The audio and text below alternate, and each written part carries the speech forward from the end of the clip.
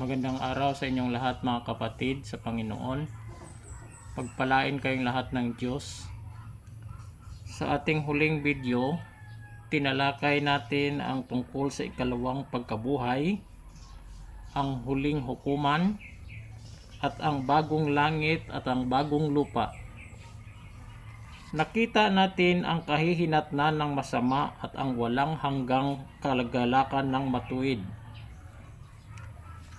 Pero hindi pa tapos ang kwento. May isang napakagandang bahagi pa tayong naitalaga ng Diyos para sa mga naligtas. Ito ang tinatawag na Bagong Jerusalem, ang lungsod ng Diyos na bababa mula sa langit. At sa dulo ng mensaheng ito, maririnig ninyo ang huling panawagan ng Diyos sa bawat isa bago matapos ang lahat at dumating siya. Ating pakinggan at ilagak sa ating mga puso ang huling kabanata ng katotohanan ng Diyos. Una, ang Bagong Jerusalem, ang lungsod ng Diyos. Ito ay mababasa sa Aklat ng Pahayag, Kabanata 21, talata 1 hanggang 27. Pagkatapos ng huling hukuman, nakita ni Apostol Juan sa pangitain ng isang bagong langit at bagong lupa.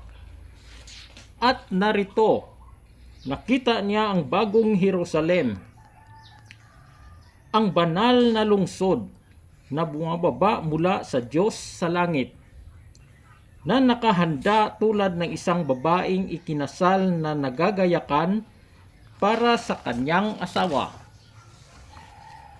Ito ang tahanang inihanda ng Diyos para sa mga tumanggap sa Kanya. Ito ay hindi gawa sa kamay ng tao, kundi gawa mismo ng Diyos. Ang ganda at laki nito. Ito ay napakalawak mga kapatid. Parisukat ang hugis, kasing lapad at kasing haba. Ang mga pader nito ay gawa sa jaspe, at ang mismong lungsod ay gawa sa dalisay na ginto. Tila malinaw na salamin. Ang mga pundasyon ng pader ay napapalamutian ng lahat ng uri ng mamahaling bato. Sapero, esmeralda, topasyo at marami pang iba. Ang 12 pintuan ay 12 pirlas. Bawat pinto ay gawa sa isang malaking pirlas. Walang templo sa loob. Nagtaka ba kayo mga kapatid? Sabi sa versikulo 22, at wala akong nakitang templo sa loob nito, sapagkat ang Panginoong Diyos na makapangyarihan sa lahat at ang Kordero ay ang templo nito. Hindi na kailangan ng hiwalay na lugar ng pagsasamba, dahil naroon si Lord sa lahat ng oras, nakikita, nakakasama at nakakapiling natin. Walang araw o buwan. Sabi pa sa Biblia, at hindi na nila kailangan ng ilaw ng lampara o liwanag ng araw, sapagkat kaliwanagan sila ng Panginoong Diyos. Wala ng gabi, wala ng dilim, wala ng lungkot. Ang liwanag ng Diyos ang magbibigay liwanag sa buong lugar magpakailanman. Ang pangalawa, ang ilog ng buhay at ang puno ng buhay. Ito ay mababasa sa Aklat ng Pahayag 22, talata 1 hanggang 5. Mula sa trono ng Diyos at ng Kordero, dumaloy roon ang isang ilog ng tubig ng buhay, na malinaw na parang kristal na umaagos sa gitna ng lansangan ng lungsod. Sa ibayo at dako paroon ng ilog ay naroon ang puno ng buhay, na nagbubunga ng 12 uri ng bunga. namumunga sa bawat buwan. At ang mga dahon ng puno ay panggagamot sa mga bansa. Dito mga kapatid ay wala ng kamatayan, wala ng pagdadalamhati, wala na rin ang pag-iyak, wala ng sakit at karamdaman, walang gutom at uhaw, at higit sa lahat, walang init at hirap. Sapagkat ang mga dating bagay ay lumipas na, ang trono ng Diyos at ng Kordero ay naroon, at ang kanyang mga alipin ay maglilingkod sa kanya. Makikita nila ang kanyang mukha, at ang pangalan niya ay nasa kanilang mga noo. May paghahari sila magpakailanman. Ito ang tunay na paraiso mga kapatid. Ito ang bahay na inihanda ni Jesus nung sinabi niya, sa bahay ng aking ama ay maraming tahanan, at paroroon ako upang ipaghanda kayo ng lugar. Makikita sa aklat ng Juan, Kabanata 14, talata 2. Ngayon ang pangatlo, ang pagkakaiba ng nakapasok at hindi nakapasok. Ito ay mababasa sa aklat ng Pahayag, Kabanata 21, talata 8 at 27. Pero may mahalaga tayong dapat tandaan mga kapatid. Hindi lahat ay makakapasok sa lungsod na ito. At bakit? At sino ang makakapasok? Ang sagot, ang mga nakasulat sa aklat ng buhay ng Kordero. At sino naman ang nasa labas? Ang nasa labas ay ang mga duwag, ang mga hindi naniniwala, mga masama, mga mamamatay tao, mga mapakiapid, mga manggagaway, mga sumasamba sa mga Diyos-Diyosan, at lahat ng sinungaling.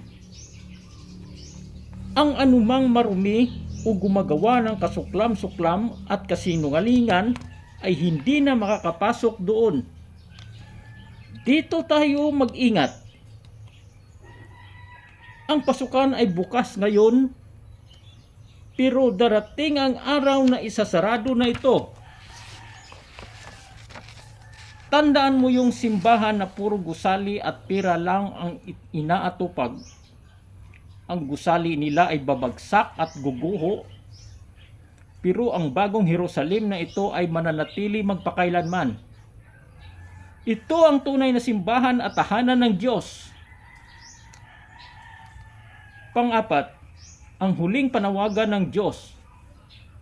Ito ay mababasa sa aklat ng Pahayag 22, talata 17 hanggang 20 at 21. At narito ang huling mga salita na nakatala sa Biblia. Ang huling mensahe ng Diyos sa sangkatauhan bago matapos ang lahat. At ang Espiritu at ang babaeng ikinasal ay nagsasabi, magtanaw ka. At ang makaririnig ay sasabihin din, magtanaw ka. At ang uhaw ay lumapit. At ang nagnanais ay kumuha ng tubig ng buhay na walang bayad. Walang bayad mga kapatid. Hindi kailangan ng tithes.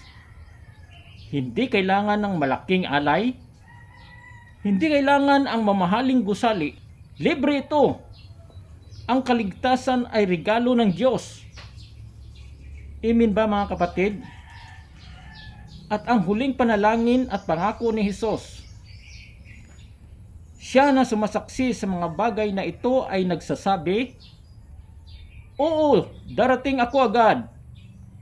At sumagot si Juan, Amen, halika na Panginoong Hesus.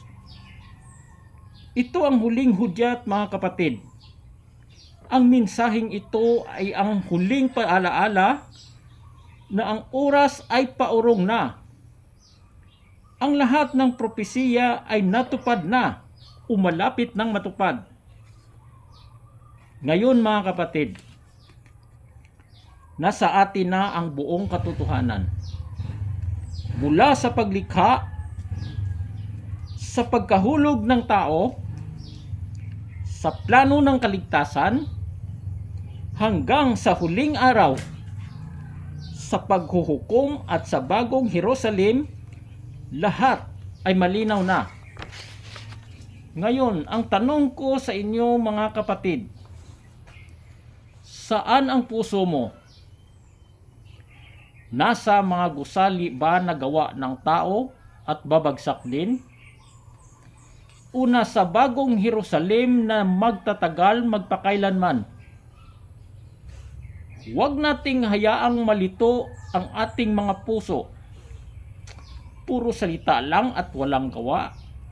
Ang tunay na pagsamba ay sa espiritu at sa katotohanan.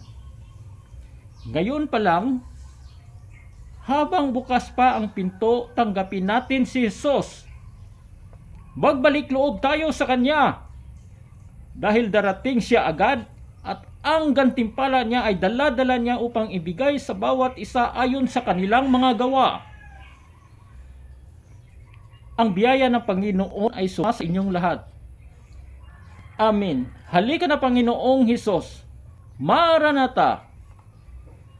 Ngayon mga kapatid, kung naging bukas ang inyong mga puso at isipan, paki-like, share, subscribe naman po. Marami po ang panood ng video at marami po ang madala sa kaligtasan.